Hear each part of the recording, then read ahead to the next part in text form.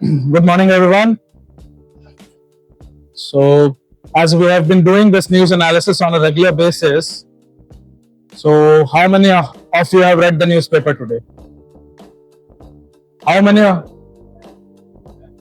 Most of you. All right. So, two things are really important for today's analysis. One is about the G7 summit in France, and the second news is relating to the Strait of Hormuz. So, anyone who can elaborate on these two who have read the newspaper? One of the most important news that I read today was the G7.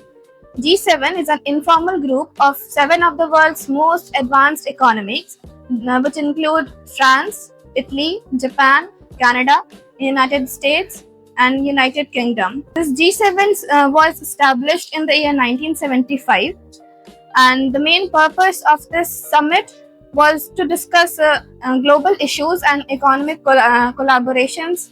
And this year, in 2026, G7 is now being hosted in France between 15 to 17 June. And the main topics are economic growth and global issues. Thank you. We got to know about G7. Anyone who will elaborate on what the news is on the Strait of Hormuz? All right. Today, another important news is that MOU has been signed between United States of America and Iran to formally open the Strait of Hormuz.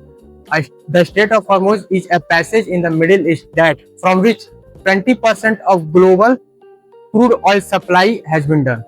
So these were the two important topics for today: the G7 summit in France and the formal opening of the Strait of Hormuz after the Iran-US war.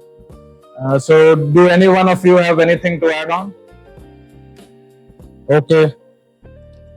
As a BCS student, there's one more news that I have read, that is energy crisis in AI. Projected development in AI will demand even double of the power we are consuming today by 2030. Such a high demand of energy will be only met by non-renewable resources or energy and fossil fuel energy that will challenge the Paris Agreement to limit its rising temperature at 1.5 degrees Celsius. Thank you.